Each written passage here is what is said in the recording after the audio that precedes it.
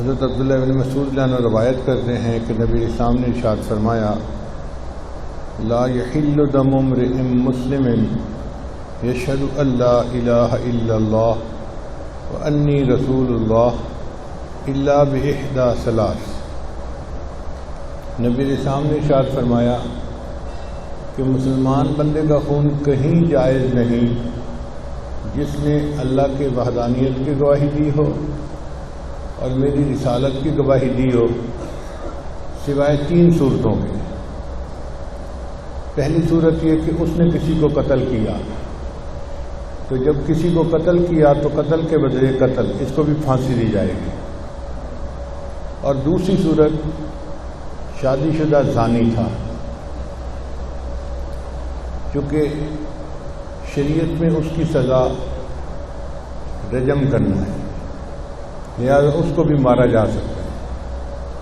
اور تیسری صورت جس نے دین کو ہی چھوڑ دیا، واقعی جو بندہ دین اسلام کو چھوڑ دے پھر وہ زندہ رہنے کے قابل نہیں ہے۔ 3 صورتوں کے علاوہ مسلمان کو کسی صورت میں قتل نہیں کیا جا سکتا۔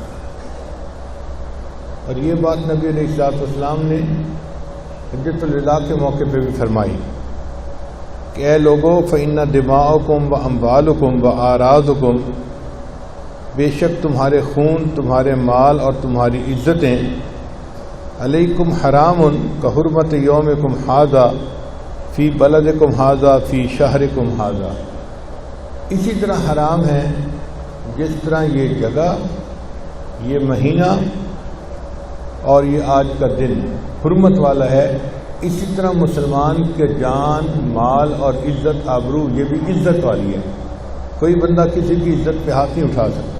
چنانچہ ایک حدیث مبارکہ میں نبی رسول نے ارشاد فرمایا کہ جو مسلمان اپنے مسلمان بھائی کی طرف لوہے کی چیز کا اشارہ کرے، لوہے کی چیز سے مراد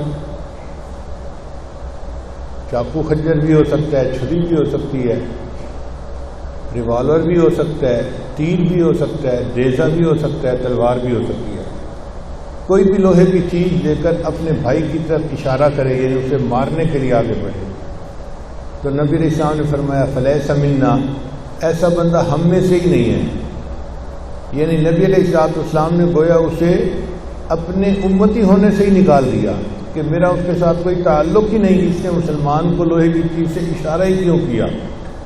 اور مسلمان بندے کے قتل ہونے پر اللہ رب العزت نے اتنا ناراضگی کا اظہار فرمایا، اتنا زیادہ اظہار فرمایا کہ بندہ کانپ جاتا ہے۔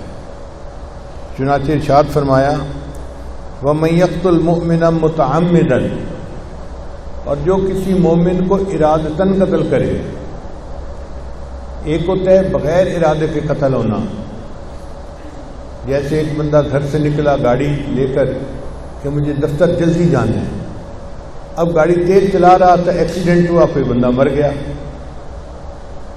تو یہ غیر ارادی قتل ہے۔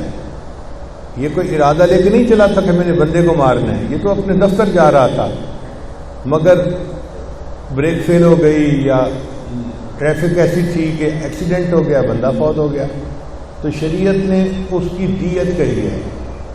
دیت کا مطلب ہوتا ہے خون بہا ادا کرنا، اور جو ارادتاً قتل ہو اس کا قصاص ہوتا ہے کہ بندے کے بدلے بندہ۔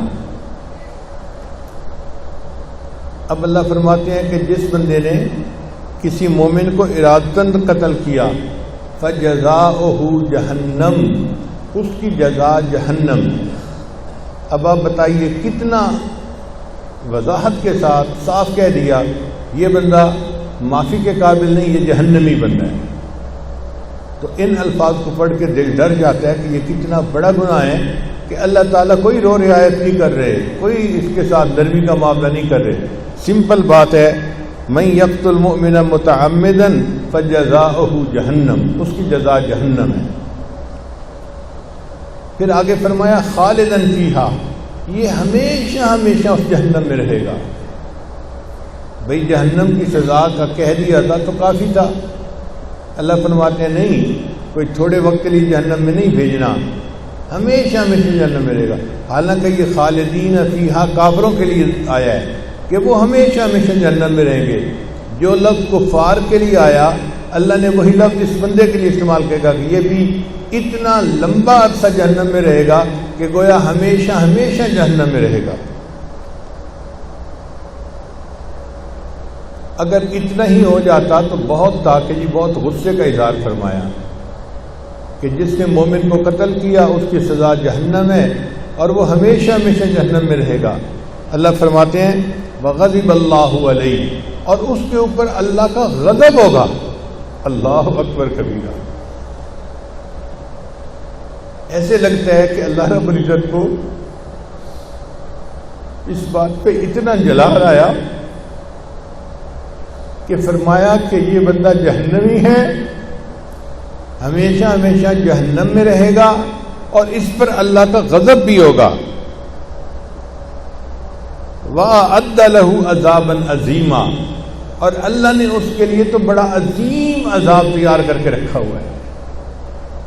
اب آپ بتائیے اس آیت کو پڑھ کے کیا اندازہ ہوتا ہے کہ اللہ تعالیٰ بہت غصے میں، بہت جلال میں ہے۔